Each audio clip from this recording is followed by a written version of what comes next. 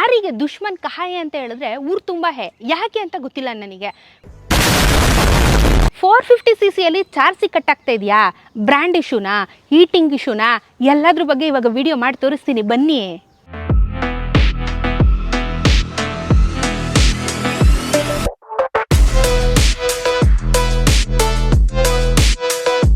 ಯಾರೋ ಒಬ್ರಿಗೆ ಪ್ರಾಬ್ಲಮ್ ಆಗಿರ್ಬೋದು, ಆದರೆ ಊರಲ್ಲಿರೋರಿಗೆಲ್ಲ ಪ್ರಾಬ್ಲಮ್ ಆಗಿಲ್ವಲ್ಲ. ನಾನು ಆರಿ ಓನರು, ಸತತವಾಗಿ 7 ವರ್ಷದಿಂದ ಆರಿ ಓನರ್ ಆಗಿದ್ದೀನಿ.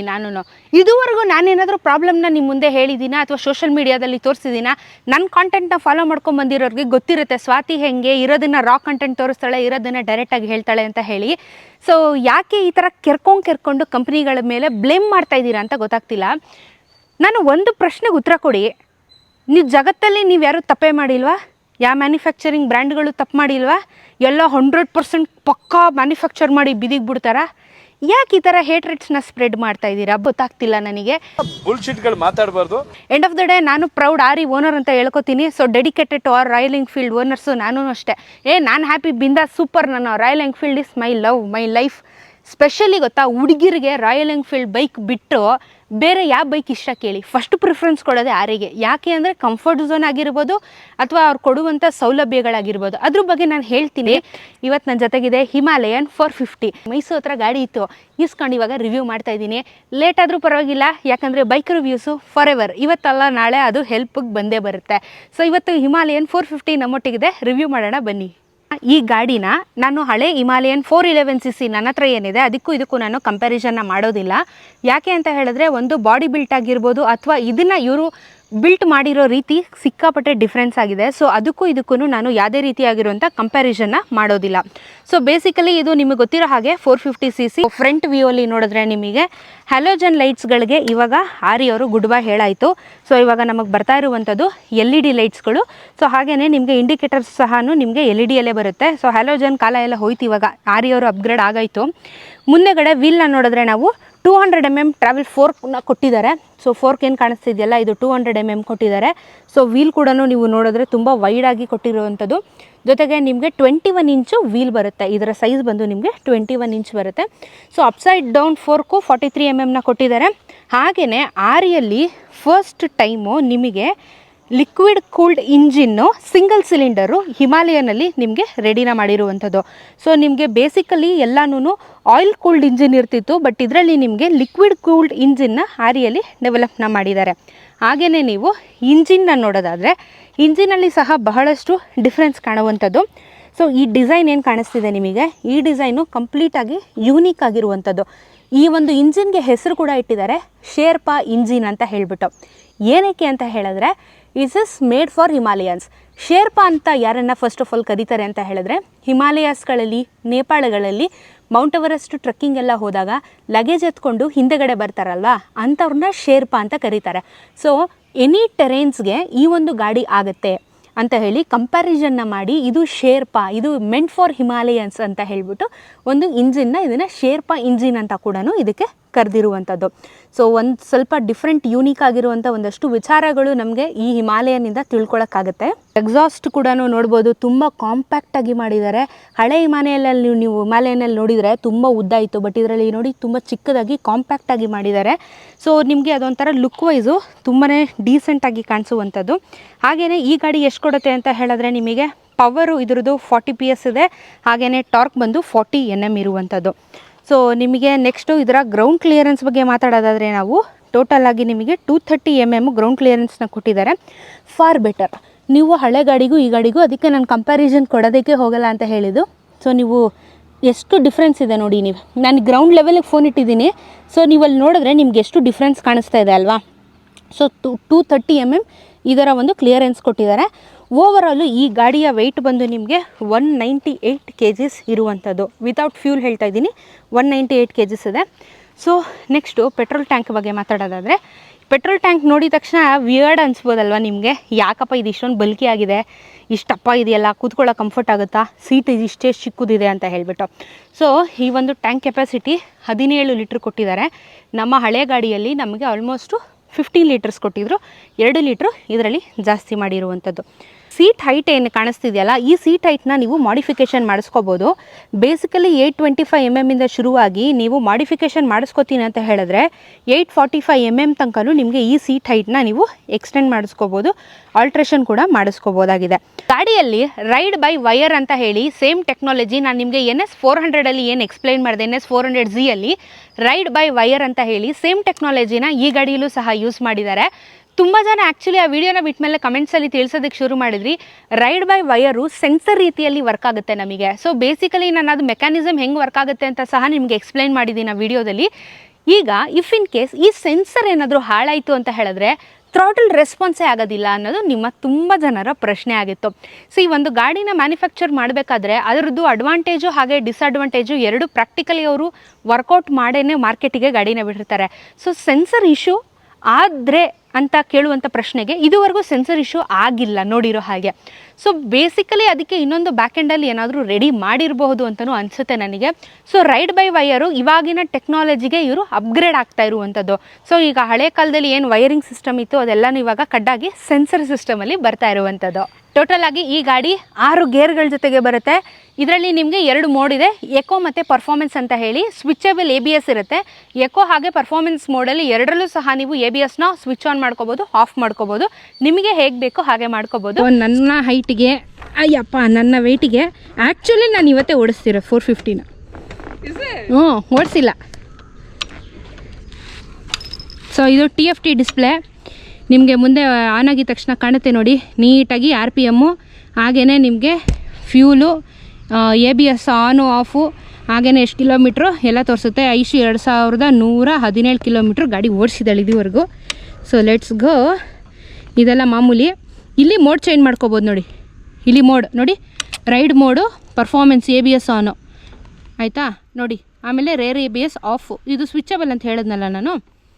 So eco, ABS on, ABS off. So ಏನು ಬೇಕೋ ಅದನ್ನು ಸ್ವಿಚ್ ಮಾಡ್ಕೋಬೋದು. ಸೊ ನಾವು ಇವಾಗ ಸಿಟಿಯಲ್ಲಿರೋದ್ರಿಂದ ಎಕೋ ಇಸ್ ಬೆಸ್ಟು, ABS ಇರಲಿ, ಬೇಡ ಅಂದರೆ ಆಫ್ ಮಾಡ್ಕೋಬೋದು. ಸೊ ಇದು ನಿಮಗೆ ಪಾಸು ಮಾಮೂಲಿ, ಇಂಡಿಕೇಟ್ರು, ಹಾಗೆಯೇ ಹಾರನ್ನು. ಇವಾಗ ರೈಡ್ ಹೋಗೋದು.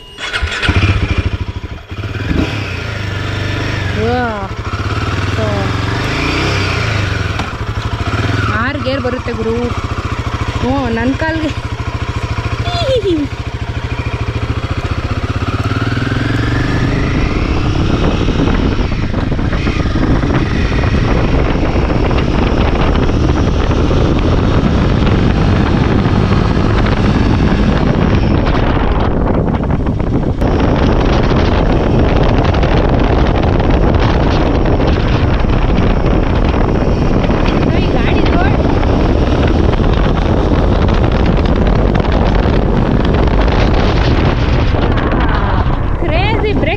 ಹಿಡಿದ ತಕ್ಷಣ ಟಪುಕ್ ಅಂತ. ಸೊ ಇದ್ರದ್ದು ಟಾಪ್ ಸ್ಪೀಡ್ ಬಂದು ನಿಮಗೆ 168. ಯಾರು ಓಡಿಸಿರೋದು ಅಂತ ಹೇಳಿ ಕಮೆಂಟ್ ಸೆಕ್ಷನಲ್ಲಿ ತಿಳಿಸಿ, ಯಾರು ಹೈಯೆಸ್ಟ್ ಓಡಿಸಿರೋದು ಅಂತ ಹೇಳಿ. ನಮ್ಮ ಕನ್ನಡ ಬ್ಲಾಗರ್ ಟಾಪ್ ಸ್ಪೀಡ್ನ ಟೆಸ್ಟ್ ಮಾಡಿರೋದು. ಸೊ ಇದು ನಾವು ಆ್ಯಕ್ಚುಲಿ ಏನು ಅಂತ ಹೇಳಿದ್ರೆ ನಾವು ಈ ಥರ ನಿಮಗೆ ನೋಡಿ ಕಟ್ಟಿಂಗಲ್ಲ, ಆರಾಮ್ಸೆ ಕಟ್ಟಿಂಗ್ ಹೊಡಿಬೋದು. ನನಗೆ ಕಾಲೇ ಬಿಟ್ಟಿಲ್ಲ, ಹಂಗೆ ಕಟ್ಟಿಂಗ್ ಹೊಡೆದೆ. ಸೊ ಈಸಿ, ಆಟ ಆಡ್ಸೋಕ್ಕೆ ಈಸಿ ಇದೆ ಗಾಡಿ. ಅಂದರೆ ನಿಮಗೆ ಇಲ್ಲಿ ಸ್ವಲ್ಪ ಬಲ್ಕಿ ಅಂತ ಅನ್ನಿಸ್ಬೋದು, ಬಟ್ ಆ್ಯಕ್ಚುಲಿ ನೀವು ಕೂತ್ಕೊಂಡಾಗ ನಿಮಗೆ ಕಂಫರ್ಟ್ ಇದೆ. ಸೊ ಈ ಸೀಟಿಂಗು, ಈ ಟ್ಯಾಂಕು ಎಲ್ಲ ಬಲ್ಕಿ ಅನಿಸುತ್ತೆ ನಿಮಗೆ, ಬಟ್ ಆ್ಯಕ್ಚುಲಿ ಚೆನ್ನಾಗಿದೆ, ಕಂಫರ್ಟ್ ಆಗಿದೆ ನನಗೂ. ಸೊ ಹ್ಯಾಂಡಲ್ ಬಾರು ನಿಮಗೆ ಅಪ್ರೈಟ್ ಪೊಸಿಷನ್ ಬರುತ್ತೆ, ಸೇಮ್ ನಮ್ಮ ಹಿಮಾಲಯನಲ್ಲಿ ಹೆಂಗಿತ್ತು. ಬಟ್ ಆ್ಯಕ್ಚುಲಿ ಅದಕ್ಕಿಂತ ಇದು ಪವರ್ ಚೆನ್ನಾಗಿದೆ ಅಂತ ಅನ್ನಿಸ್ತಾ ಇದೆ ನನಗೆ. ಯಾಕಂದರೆ ಅದರಲ್ಲಿ ಸ್ವಲ್ಪ ಲ್ಯಾಗಿಂಗ್ ಇಶ್ಯೂ ಅಂತೂ ಇದೆ ನಮಗೆ ಹಳೆಯದರಲ್ಲಿ, ಬಟ್ ಇದರಲ್ಲಿ ಲ್ಯಾಗಿಂಗ್ ಇಶ್ಯೂ ಇಲ್ಲ ಅಂತ ಅನ್ನಿಸ್ತಾ ಇದೆ ನನಗೆ. ಸೊ ತುಂಬ ಸ್ಮೂತಾಗಿ ತಗೋತಾ ಇದೆ. ನಾನು ಗೇರ್ ಶಿಫ್ಟ್ ಮಾಡೋದಾಗಿರ್ಬೋದು ಅಥವಾ ಟರ್ನಿಂಗಲ್ಲಿ ಆಗಿರ್ಬೋದು, ನನಗೆ ಪರ್ಫೆಕ್ಟಾಗಿ ಬ್ಯಾಲೆನ್ಸ್ ಕೂಡ ಸಿಗ್ತಾ ಇರುವಂಥದ್ದು. ಸೊ ಇವಾಗ ನಾವು ಶಿಸ್ತಾಗಿ ಇದಕ್ಕೆ USB ಚಾರ್ಜರ್ ಕೂಡ ಕೊಟ್ಟಿದ್ದಾರೆ. ಇದು ನಿಮಗೆ ಟ್ಯೂಬ್ ಗಾಡಿನೇ ಬರುವಂಥದ್ದು, ಯಾಕಂದರೆ ಸ್ಪೋಕ್ಸ್ ವೀಲ್ಸು ಆರಿ ಅವರು ಇನ್ನೂ ಸಹ ಅಲಾಯ್ ವೀಲ್ಸ್ನ ಈ ಥರ ADV ಗಾಡೀಸ್ಗಳಲ್ಲಿ ಸ್ವಲ್ಪ ಮಾಡಲಿಲ್ಲ, ಅದೊಂದು ಮಾಡಿದ್ರೆ ಚೆನ್ನಾಗಿರುತ್ತೆ. ಸೊ ನಾನು ಹೇಳಿದೆ ಟಾಪ್ ಸ್ಪೀಡು 168 ಹೋಗಿರುವಂಥದ್ದು ಈ ಗಾಡಿಯಲ್ಲಿ. ಇದರಲ್ಲಿ ನಮಗೆ 4 ವೇರಿಯಂಟ್ ಸಿಗುತ್ತೆ. ಒಂದು ಬೇಸು, ಬೆಂಗಳೂರಲ್ಲಿ ನಿಮಗೆ ಆನ್ ರೋಡ್ ಪ್ರೈಸು 3,65,000 ಇದೆ. ಪಾಸು 3,70,000, ಸಬ್ಮಿಟ್ಟು 3,75,000, ಹ್ಯಾಂಡ್ಲೆ ಬ್ಲ್ಯಾಕು 3,80,000 ರೂಪಾಯಿ ಇರುವಂಥದ್ದು. ಸೊ ಇದರಲ್ಲಿ Khaja brown, salt Himalayan salt ಅಂತೆ, ಅದೇನೋ ಬ್ಲೂ ಕಲರು, ಹ್ಯಾಂಡ್ಲೆ ಬ್ಲ್ಯಾಕು, ಕ್ಯಾಮೆಟ್ ವೈಟ್. ಇದು ಕ್ಯಾಮೆಟ್ ವೈಟಾ? ಕ್ಯಾಮೆಟ್ ವೈಟ್ ಇದು ಕ್ಯಾಮೆಟ್ ವೈಟ್ ನೋಡಿ, ಒಳ್ಳೆ ಕ್ಯಾಮೆಲ್ ಚುಕ್ಕಿ ಚುಕ್ಕಿ ಥರ ಕ್ಯಾಮೆಟ್ ವೈಟ್. ಸೊ ಇದಿಷ್ಟು ನಿಮಗೆ ಸಿಗುವಂಥದ್ದು ಈ ಒಂದು ಗಾಡಿಯಲ್ಲಿ. ಓಕೆ, ಸೊ ಇವತ್ತು ಒಬ್ಬರು ಲೇಡಿ ರೈಡರ್ನ ನಿಮಗೆ ಇಂಟ್ರಡ್ಯೂಸ್ ಮಾಡ್ತಾ ಇದ್ದೀನಿ. ಪ್ರತಿ ಸತಿ ಗಾಡಿಗಳನ್ನ ಕೇಳಿದಾಗ ನನಗೆ ರಿವ್ಯೂ ಕೊಡೋದು ಒಂದು ಹುಡುಗರಾಗಿರ್ತಾರೆ, ಇಲ್ಲ ಅಂತ ಹೇಳಿದ್ರೆ ಡೈರೆಕ್ಟ್ ಕಂಪ್ನಿ ಬ್ರ್ಯಾಂಡಿಗೆ ಹೊಟ್ಟೋಗ್ಬಿಟ್ಟಿರ್ತೀನಿ. ಬಟ್ ಇವತ್ತು ಈ ಹಿಮಾಲಯನ್ ಓನರು ಐಸು. ಹಲೋ, ನಮಸ್ಕಾರ. ಸೊ ನಮ್ಮ ಐಶುದು ಗಾಡಿ ಇದಾಗಿದೆ. ಸೊ ನಾವೆಲ್ಲ ಒಂದು ಕಾಮನ್ ಗ್ರೂಪಲ್ಲಿರುವಂಥ ಬೈಕ್ ರೈಡರ್ಸ್ಗಳು. So she is also women rider. So applause ಬರಬೇಕು ನಿಮ್ಮ ಕಡೆಯಿಂದ. ವುಮೆನ್ ರೈಡರ್ಸ್ಗಳು ನೋಡಿ ಇಷ್ಟು ದೊಡ್ಡ ಹೆವಿ ಗಾಡಿಗಳನ್ನ ಓಡಿಸ್ತಾರೆ. ಅದರಲ್ಲೂ ಹೆಣ್ಣುಮಕ್ಳು ಏನಾದರೂ ಹಿಮಾಲಯನ್ ತೊಗೋಬೇಕು, ನಮಗೆ ಹೈಟ್ ಇಟ್ಟಿಕ್ಸಲ್ಲ, ಕಾಲು ಇಟ್ಟಿಕ್ಸಲ್ಲ, ಭಾರ ಅಂತ ನೀವು ಪ್ರಶ್ನೆಗಳಿಗೆ ಕಾಮನ್ ಆಗಿ ಟೆಕ್ನಿಕಲ್ ನಾನು ಮಾತಾಡೋಕೆ ಹೋಗಲ್ಲ, ಕಾಮನ್ ಆಗಿ ಒಂದು ಹುಡುಗಿಯಾಗಿ ಈ ಗಾಡಿ ಎಷ್ಟು ಕಂಫರ್ಟ್ ಇದೆ ಅಂತ ಹೇಳಿ ಐಶುನ ಓನರ್ಶಿಪ್ ಆಗಿ ಕೇಳೋಣ. ಸೊ ಐಶು, ಹೆಂಗೆ ಅನ್ನಿಸ್ತು ಗಾಡಿ? Opinion, frank opinion. ಆಬ್ವಿಯಸ್ಲಿ ನನಗೆ Himalayan was my dream bike. So ಈ ಹಿಮಾಲಯನ್ ಎಲ್ಲ ಫುಲ್ಲು ಅವರು ಮಾಡಿಫೈ ಮಾಡಿ ಟ್ಯಾಂಕ್ ಶೇಪು ಎಲ್ಲ ಡಿಫ್ರೆಂಟಾಗಿ ಬಿಟ್ಟಾಗ ಐ ರಿಯಲಿ ಫೆಲ್ಟ್ ಲೈಕ್ ಇದು ಒಂದು 4 lakhs ಏನೋ I paid 4 lakhs right. 4 lakhs ಗಾಡಿ ಎಲ್ಲ ಏನೋ ಒಂದು BMW ಆ ಬೀಸ್ಟ್ ಟೈಗರ್ ಎಲ್ಲ ಇದೆಯಲ್ಲ ಬೈಕ್ಸ್, ಆ ಬೈಕ್ ಓಡಿಸೋ ಫೀಲ್ ಬರುತ್ತೆ. And definitely there is lot of changes. ನನಗೆ ಹಿಮಾಲಯನ್ಗೆ ಇಷ್ಟು ಲವ್ ಇದ್ದಿದ್ದು ಇವಾಗ ಇಷ್ಟು ಲವ್ ಆಗಿಬಿಟ್ಟಿದೆ. So I really love the bike. Okay, so height wise ಹೆಂಗೆ ಅನಿಸುತ್ತೆ?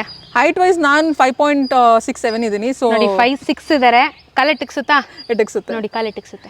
ಓಕೆ, ಸೊ ಬೈಕ್ ಬ್ಯಾಲೆನ್ಸ್ ಮಾಡೋಕ್ಕಾದ್ರೆ I don't think there should be any problem. But at the same time ಇದು ಒಂದು ನೋಡೋಕ್ಕೋದ್ರೆ ವೆಯ್ಟ್ ವೈಸ್ ಸ್ವಲ್ಪ ಪ್ರಾಬ್ಲಮ್ ಅನಿಸುತ್ತೆ.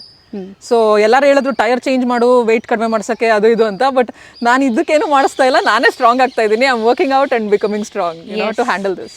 ಯಾಕೆ ಅಂದರೆ ಒಂದು ಬೈಕ್ ಓಡಿಸ್ಬೇಕು ಅಂತ ಹೇಳಿದ್ರೆ ಫಿಸಿಕಲಿ ನಾವು ಸ್ಟ್ರಾಂಗ್ ಆಗಿರಬೇಕು. ಗಾಡಿ ಎಷ್ಟೇ ಭಾರ ಇದ್ದರೂ ನಾವು ಫಿಸಿಕಲಿ ಸ್ಟ್ರಾಂಗ್ ಆಗಿದ್ದರೆ ಎಂಥ ಗಾಡಿ ಇದ್ರೂ ಎತ್ಬಿಡ್ಬೋದು. ಸೊ ನಿಮ್ಗೊಂದು ಪ್ರಶ್ನೆ ಕೇಳ್ತೀನಿ ಇವಾಗ. ರಾಯಲ್ ಎನ್ಫೀಲ್ಡ್ ಹೇಟರ್ಸ್ ತುಂಬ ಜನ ಇದ್ದಾರೆ, ನಿಮ್ಮ ಅಭಿಪ್ರಾಯ ಏನಾದ್ರ ಬಗ್ಗೆ? ಯಾವ್ದಾದ್ರು ಒಂದು ಪ್ರಾಡಕ್ಟ್ ಚೆನ್ನಾಗಿದೆ ಅಂದರೆ ಅದಕ್ಕೆ ಖುಷಿ ಪಡೋರು ಎಷ್ಟು ಜನ ಇರ್ತಾರೋ, ಇನ್ನೂ ದುಃಖ ಪಡೋರು ಅಷ್ಟೇ ಜನ ಇರ್ತಾರೆ. ಇಷ್ಟು ಚೆನ್ನಾಗಿದೆಯಲ್ಲಪ್ಪ ಅಂತ ಕಾಂಪಿಟೇಷನ್ ಕೊಡೋಕೆ ಬಂದ್ಬಿಡ್ತಲ್ಲಪ್ಪ ಅಂತ. So I think that's the whole thing about haters ಅಷ್ಟೇ. ಸೊ ನಮ್ಮ ಆರಿ ಲವ್ ಯಾವತ್ತೂ ಕಮ್ಮಿ ಆಗಲ್ಲ. ಎಸ್, ಆರಿ ಲವ್ ನಾವೆಲ್ಲ. ಏನಕ್ಕೆ ನಾನು ಸ್ಪೆಸಿಫೈ ಮಾಡ್ತಾ ಇದ್ದೀನಿ ಆರಿ ಬಗ್ಗೆ ಅಂತ ಹೇಳಿದ್ರೆ, ನನ್ನ ರೈಡ್ ನನ್ನ ಎಕ್ಸ್ಪೀರಿಯೆನ್ಸ್ ಹೇಳ್ತೀನಿ. ನೇಪಾಳ ಹೋಗಿ ಬಂದೆ, 2 ಸತಿ ಲಡಾಖ್ ಹೋಗಿ ಬಂದೆ. ಬೇಸಿಕಲಿ ನಾನು ನೋಡಿರುವಂಥ, ನಾನು ಅನುಭವಿಸಿರುವಂಥ ಒಂದಷ್ಟು ವಿಚಾರಗಳೇನು ಅಂತ ಹೇಳಿದ್ರೆ, ಹೈಯರ್ ಪಾಸಸ್ಸಲ್ಲಿ ಹೋದಾಗ ನಿಮಗೆ ದೊಡ್ಡ ದೊಡ್ಡ ಬ್ರ್ಯಾಂಡ್ಗಳಾಗಿರ್ಬೋದು ಅಥವಾ ಚಿಕ್ಕ ಬ್ರ್ಯಾಂಡಿನ ಗಾಡಿಗಳದ್ದು ಸರ್ವಿಸ್ ಸ್ಟೇಷನ್ ಆಗಿರ್ಬೋದು ಅಥವಾ ಅದಕ್ಕೆ ಬೇಕಾಗಿರುವಂಥ ಜುಗಾಡ್ ಪಾರ್ಟ್ಸ್ಗಳಾಗಿರ್ಬೋದು ನಿಮಗೆಲ್ಲೂ ಸಿಗಲ್ಲ. ಅದೇ ರಾಯಲ್ ಎನ್ಫೀಲ್ಡ್ ಅವ್ರದ್ದು ಹಂತದಲ್ಲೂ ನೆಟ್ವರ್ಕ್ ಎಲ್ಲಿ ಇಲ್ದಿರೋ ಜಾಗದಲ್ಲಿ ರಾಯಲ್ ಎನ್ಫೀಲ್ಡ್ ಇದ್ದಾರೆ. ನಿಮಗೆ ಮೊಬೈಲ್ ಕ್ಯಾಂಟೀನ್ಗಳು ಹಾಕ್ಕೊಂಡಿರ್ತಾರೆ. ನಿಮಗೆ ಎವ್ರಿ ಸಿಂಗಲ್ ಸ್ಟೆಪ್ ನಿಮ್ಮ ಜೊತೆ ಆರಿಯವರು ಇರ್ತಾರೆ. ಸ್ಪೆಷಲಿ ಇನ್ನೊಂದು ಅಡ್ವಾಂಟೇಜ್ ಏನು ಹೇಳ್ತೀನಿ ಅಂತ ಹೇಳಿದ್ರೆ, RSA ಅಂತ ಹೇಳಿ ರೋಡ್ ಸೈಡ್ ಅಸಿಸ್ಟೆನ್ಸು ನಾವು ಗಾಡಿ ತೊಗೋಬೇಕಾದ್ರೆ ಮಾಡಿಸ್ಕೊಂಡಿರ್ತೀವಿ. ಇದು specially added advantage for female Riders ಅಂತ ಹೇಳ್ತೀನಿ. ಏನಕ್ಕೆ ಅಂತ ಹೇಳಿದ್ರೆ, ಬ್ರೇಕ್ ಡೌನ್ ಆಯಿತು ಅಂದರೆ 1/4 ಗಂಟೆಯಲ್ಲಿ ನೀವೆಂಥ ಜಾಗದಲ್ಲಿ ಇದ್ದರೂ ಶೋರೂಮ್ ಅವರು ಬಂದು ನಿಮ್ಮ ಗಾಡಿ ಸರಿ ಮಾಡಿಕೊಡ್ತಾರೆ, ಇಲ್ಲಾಂದರೆ ಟೋ ಮಾಡ್ಕೊಂಡು ತೊಗೊಂಡೋಗ್ತಾರೆ. ಸೇಫ್ಟಿ ವೈಸು ಆ ರೀತಿ ನಿಮಗೆ ಒಂದು ಅನುಕೂಲನ ಆರಿಯವರು ಕೊಡ್ತಾರೆ. ಹಾಗೆಯೇ ಈಟಿಂಗ್ ಇಶ್ಯೂ ಹೆಂಗಿದೆ ಇಶ್ಯೂ? ಎಲ್ಲರೂ ಹೀಟಿಂಗ್ ಇಶ್ಯೂ ತುಂಬ ಪ್ರಾಬ್ಲಮ್ ಆಗ್ತಿದೆ ಅಂತ ಹೇಳಿದ್ರು. ಬಟ್ ಆನೆಸ್ಟ್ಲಿ ನನಗೇನು ಫೀಲ್ ಆಗಲಿಲ್ಲ. ಬಟ್ ನೀವು ಸಿಟಿ ಒಳಗಡೆ ಓಡಿಸ್ತಾ ಇದ್ದೀರಾ ಅಂದರೆ ಡೆಫಿನೆಟ್ಲಿ ಅದು ಫೀಲ್ ಆಗುತ್ತೆ. ಬಟ್ ಲಾಂಗ್ ರೈಡ್ಸಲ್ಲಿ ನನಗೇನು I don't see any difference. Yes, so ನಂದು ಹಿಮಾಲಯನೂ ಅಷ್ಟೇ. ಸಿಟಿಯಲ್ಲಿ ಓಡಿಸ್ಬೇಕಾದ್ರೆ ಮಾತ್ರ ಹೀಟಿಂಗ್ ಇಶ್ಯೂ ಇರೋದು. ಯಾಕಂದರೆ CC ಜಾಸ್ತಿ ಇದೆ. Or is always about heating issue. ಅದ್ರ ಬಗ್ಗೆ 1000 ಕಂಪ್ಲೇಂಟ್ಸ್ಗಳಿದೆ. ನಾನು ಸಹ ಒಂದೆರಡು ರೀಲ್ ಮಾಡಿ ಹಾಕಿದ್ದೀನಿ, ಅಯ್ಯೋ ಸುಟ್ಟೋಗ್ತದೆ ಅಂತ. ಅದೊಂದು ಬಿಟ್ಟು ಬೇರೆ ಇನ್ನೇನು ಇಶ್ಯೂ ಇಲ್ಲ ಅಂತ ನನಗನ್ಸುತ್ತೆ ಆರಿಯಲ್ಲಿ. ಸೊ ಬಹುಶೇಕಡ ಅವ್ರು ಇವಾಗ ಒಂದಷ್ಟು ಅಪ್ಗ್ರೇಡೇಷನ್ನು, ಹಾಗೆಯೇ ಫೀಮೇಲ್ ಓರಿಯೆಂಟೆಡು ಒಂದು ಸ್ವಲ್ಪ ಡಿಸೈನ್ನ ಮಾಡೋದಾಗಿರ್ಬೋದು, ಫೀಲ್ಡಿಗೆ ಬಿಡೋ ಅಂಥದ್ದಾಗಿರ್ಬೋದು, ಈ ರೀತಿ ಒಂದು 10 ಹಲವಾರು ಪ್ರಯೋಜನಗಳನ್ನ ಮಾಡ್ತಾ ಇರೋದ್ರಿಂದ I think RE will go with every single terrain. ನೀವು ಆಫ್ ರೋಡಿಂಗ್ ಹೋಗ್ಬೇಕಂದ್ರೆ ಫಸ್ಟು ರೋಡ್ ಮೇಲೆ ಹೋಗ್ತೀರಾ, ಆಮೇಲೆ ತಾನೇ ಗುಡ್ಡ ಬೆಟ್ಟ ಎಲ್ಲ ಹತ್ತಿಸ್ತೀರಾ. ರೋಡ್ ಮೇಲೆ ಹೋಗಬೇಕು ಅಂತ ಹೇಳಿದ್ರು ಗಾಡಿ ಪವರ್ ಅದೇ ಕೊಡಬೇಕು, ಆಫ್ ರೋಡಿಂಗ್ ಹೋಗ್ಬೇಕಾದ್ರೂ ಪವರ್ ಅದೇ ಕೊಡಬೇಕು. So 2 in 1 best option is Royal Enfield. ಹಿಮಾಲಯನ್ನು ಆಫ್ ರೋಡಿಂಗು ಮಾಡ್ಬೋದು, ಕ್ರೂಸಿಂಗು ಮಾಡ್ಬೋದು, ಟೂರಿಂಗು ಮಾಡ್ಬೋದು, because it is complete package. So ಜನ ಇದನ್ನು ಅರ್ಥ ಮಾಡ್ಕೊತಿಲ್ಲ, ಇದರಲ್ಲಿರುವಂಥ ಸೇಫ್ಟಿ ಪ್ರೋಟೋಕಾಲ್ಸ್ನ ಅರ್ಥ ಮಾಡ್ಕೊತಿಲ್ಲ. ಒಬ್ಬರು ಯಾರೋ ರೇಟ್ನ ಸ್ಪ್ರೆಡ್ ಮಾಡಿದ್ರೆ ಅದನ್ನು ಫಾಲೋ ಮಾಡ್ಕೊಂಡು ಹೋಗೋರು ತುಂಬ ಜನ ಇರ್ತಾರೆ. I don't know why. This is my sincere honest opinion. ನಾನು ಹೇಳ್ತಿರೋದು ಆ್ಯಸ್ ಎ ಆರಿ ಓನರ್ ನನಗೆ ತುಂಬ ಸ್ಯಾಟಿಸ್ಫ್ಯಾಕ್ಷನ್ ಇದೆ ಬ್ರ್ಯಾಂಡ್ ಜೊತೆಗೆ. ನಾನು ಬಿಟ್ಟು ಪ್ರಮೋಷನ್ ಮಾಡ್ತಾ ಇದ್ದೀನಿ ಅಂತಲ್ಲ, ಇರೋದನ್ನ ಹೇಳ್ತಿರೋದು. ಯಾಕಂದರೆ ಇದನ್ನು ಬೆಳೆಯೋಕ್ಕೆ ಬಿಟ್ಟರೆ ಇದನ್ನೂ ದೊಡ್ಡ ಮರ ಆಗುತ್ತೆ ಅನ್ನೋದು ನನಗೆ ಗೊತ್ತಿದೆ. ಸೊ ಐಶು ಒಂದಷ್ಟು valuable feedback as A owner ನನಗೆ ಹೇಳಿದಾಳೆ. ಇದರಿಂದ ನಿಮ್ಗೊಂದಷ್ಟು ಹೆಲ್ಪ್ ಆಗಿದೆ ಅಂತ ಭಾವಿಸ್ತೀನಿ. ಈ ಗಾಡಿಯಲ್ಲಿ ಇನ್ನೊಂದು ಇಶ್ಯೂ ಕೇಳಿ ಬರ್ತಾ ಇರೋದೇನು ಅಂತ ಹೇಳಿದ್ರೆ, ಚಾರ್ಸಿ ಕಟ್ ಆಗಿದೆ ಅಂತ ಹೇಳಿಬಿಟ್ಟು. ಕರೆಕ್ಟ್ ಅಲ್ವಾ? ಫಸ್ಟ್ 2 ಬ್ಯಾಚಸ್ಸಲ್ಲಿ ಎಲ್ಲ ಗಾಡಿಯಲ್ಲೂ ಪ್ರಾಬ್ಲಮ್ ಇರುತ್ತೆ. ಅನ್ಲೆಸ್ ಅಂಟಿಲ್ ಅದು ರೋಡಿಗೆ ಬಂದು ಅದನ್ನು ಜನ ಪ್ರಯೋಗ ಮಾಡೋ ತನಕನೂ ಅಡ್ವಾಂಟೇಜು ಡಿಸಡ್ವಾಂಟೇಜು ಎಲ್ಲ ಸಹ ಇರುತ್ತೆ. ಆದರೆ ಚಾರ್ಸಿ ಕಟ್ಟಾಗಿದ್ದು ಬ್ರ್ಯಾಂಡಿನ ಪ್ರಾಬ್ಲಮ್ ಅಲ್ವೇ ಅಲ್ಲ. ನೀವು ಆರ್ಟಿಕಲ್ಸ್ ಓದಿದರೆ, ನ್ಯೂಸಲ್ಲಿ ನೋಡಿದರೆ ನಿಮಗೆ ಇದ್ರ ಬಗ್ಗೆ ಒಂದು ಐಡಿಯಾ ಬಂದಿರುತ್ತೆ. ಯಾವುದೋ ಒಂದು ಎಕ್ಸ್ ಬ್ರ್ಯಾಂಡ್ ಕಂಪ್ನಿದನ್ನು ಅವರು ಎಕ್ಸ್ಟ್ರಾ ಫಿಟ್ಟಿಂಗ್ ಮಾಡಿಸ್ಕೊಂಡಿದ್ರು ಕ್ರ್ಯಾಶ್ ಗಾರ್ಡ್ ಆಗಿ. ಆ ಕ್ರ್ಯಾಶ್ ಗಾರ್ಡಲ್ಲಿ ಅವರು ಬಿದ್ದು ದಬಾಕೊಂಡಾಗ ಆ ಕ್ರ್ಯಾಶ್ ಗಾರ್ಡು ಹೆವಿ ವೆಯ್ಟ್ ಇದ್ದಿದ್ದರಿಂದ, ಗೇಜು ವೆಯ್ಟ್ ಇದ್ದಿದ್ದರಿಂದ ಅದು ಇಂಪ್ಯಾಕ್ಟ್ ಆಗಿ ಚಾರ್ಸಿ ಕಟ್ಟಾಗಿರುವಂಥದ್ದು. ಬ್ರ್ಯಾಂಡ್ ಅವ್ರು ಏನು ಹೇಳ್ತಾರೆ? ಬ್ರ್ಯಾಂಡ್ ಅವ್ರು ಹೇಳೋದು ಇಷ್ಟೇ, ನಾವು ನಿಮಗೆ ವಾರಂಟಿ ಕೊಡ್ತೀವಿ, ಎಂಥ ಸಿವಿಯರ್ ಡ್ಯಾಮೇಜ್ ಆದರೂ ನಾವು ಮಾಡಿಕೊಡ್ತೀವಿ. ನಮ್ಮದನ್ನು ಬಿಟ್ಟು ನೀವು ಆಚೆ ಕಡೆ ಏನಾದರೂ ಹಾಕಿಸ್ಕೊಂಡ್ರೆ ವಾರಂಟಿ ಕ್ಲೈಮ್ ಆಗಲ್ಲ. ಇದು ಆರಿ ಬ್ರ್ಯಾಂಡ್ ಒಂದೇ ಅಂತಲ್ಲ, ನೀವು ಪ್ರಪಂಚದಲ್ಲಿ ಯಾವ ಬ್ರ್ಯಾಂಡ್ ತೊಗೊಂಡ್ರು ಅವ್ರು ಹೇಳೋದಷ್ಟೇ, ನಮ್ಮ ಪ್ರಾಡಕ್ಟಿಗೆ ನಾವು ವಾರಂಟಿ ಕೊಡ್ತೀವಿ, ಆಚೆಯಿಂದ ಹಾಕಿಸ್ಕೊಂಬಂದ್ರೆ ನಾವು ವಾರಂಟಿ ಕೊಡಲ್ಲ. ಕರೆಕ್ಟ್ ಅಲ್ವಾ? ಇದನ್ನು ಜನ ಅರ್ಥ ಮಾಡ್ಕೋಬೇಕು. ಬ್ಲೇಮ್ ಮಾಡೋದಕ್ಕಿಂತ ಮುಂಚೆ ಯಾವುದೋ ಒಂದು ಎಕ್ಸ್ ಪ್ರಾಡಕ್ಟಿಂದ ಆಗಿರೋ ಸಮಸ್ಯೆಗೆ ಬ್ರ್ಯಾಂಡ್ಗೆ ಬ್ಲೇಮ್ ಮಾಡೋದು ತಪ್ಪು ಅಂತ ಅನಿಸುತ್ತೆ. ಬೇಸಿಕಲಿ ಈ ವಿಡಿಯೋದಲ್ಲಿ ನಿಮಗೆ ನಾನು ಟೆಕ್ನಿಕಲ್ ಸ್ಪೆಸಿಫಿಕೇಷನ್ಸ್ಗಿಂತ ಓನರ್ಶಿಪ್ ಬಗ್ಗೆ ಒಂದಷ್ಟು ಮಾಹಿತಿ ಕೊಡಬೇಕಾಗಿತ್ತು. ಆ್ಯಸ್ ಎ ಫಿಮೇಲ್ ರೈಡರ್ ಸಾರಿ ಆಪ್ಟ್ ಮಾಡ್ಕೊಂಡ್ರೆ ನಿಮಗೆ ಏನೆಲ್ಲ ಅಡ್ವಾಂಟೇಜ್ ಇರುತ್ತೆ ಅನ್ನೋದು ಆಗಬೇಕಾಗಿತ್ತು. ಆಮೇಲೆ ಆರು ಏಟರ್ಸ್ಗಳಿಗೆ ಸ್ವಲ್ಪ ತೀಡಿ ಸ್ವಲ್ಪ ಬುದ್ಧಿ ಹೇಳಬೇಕಾಗಿತ್ತು. ಸೊ ನನ್ನದೇ ಆಗಿರುವಂಥ ಸ್ಟೈಲಲ್ಲಿ ಹೇಳಿದ್ದೀನಿ. ಯಾರಿಗೂ ಹೇಟ್ ಮಾಡ್ತಿಲ್ಲ ಬ್ರೋ, ಎಲ್ಲರೂ ಪೀಸ್. ನಿಮ್ಮ ಆಯ್ಕೆ, ನಿಮ್ಮ ಚಾಯ್ಸು. ನಮ್ಮ ಆರಿ ಲವ್ ಯಾವತ್ತೂ ಕಮ್ಮಿ ಆಗೋದಿಲ್ಲ. ಸೊ ದಯವಿಟ್ಟು ಇದನ್ನು ಅಪಾರ್ಥ ಮಾಡಿಕೊಂಡು ಇದಕ್ಕೆ ಇನ್ನೊಂದು ಕಾಂಟ್ರವರ್ಸಿನ ಮಾಡಬೇಡಿ. ಸೊ ಈ ವಿಡಿಯೋ ಇಷ್ಟ ಆಗಿದ್ರೆ ಕಮೆಂಟ್ಸಲ್ಲಿ ತಿಳಿಸಿ. ಹಾಗೆಯೇ ನೆಕ್ಸ್ಟ್ ಯಾವ ಬೈಕ್ ರಿವ್ಯೂ ಬೇಕು ಅಂತ ಹೇಳಿ ಕಮೆಂಟ್ ಸೆಕ್ಷನಲ್ಲಿ ತಿಳಿಸೋದನ್ನು ಮರಿಬೇಡಿ. ಹಾಗೆಯೇ ಜಾಸ್ತಿ ಪ್ರೀತಿ ಕೊಡಿ. ನಿಮ್ಮ ಗಾಡಿನ ರಿವ್ಯೂ ಮಾಡಬೇಕು ಅಂತ ಹೇಳಿದ್ರೆ ದಯವಿಟ್ಟು ಮೆಸೇಜ್ ಹಾಕಿ ಯಾವ ಗಾಡಿ ಅಂತ ಹೇಳಿ. 2024 ಮಾಡಲ್ಸಿನ ಗಾಡಿಗಳು, ಮೊಪೆಡ್ ಆಗಿರ್ಬೋದು, ಬೈಕ್ ಆಗಿರ್ಬೋದು, ವೆಲ್ಕಮ್. ಎಲ್ಲದಕ್ಕೂ ರಿವ್ಯೂ ಮಾಡ್ಕೊಡ್ತೀನಿ. ಸೊ ಪ್ಲೀಸ್ DM ಮಾಡಿ. ಸಿಗೋಣ ಮತ್ತೊಂದು ವಿಡಿಯೋದಲ್ಲಿ. ಟಾಟಾ.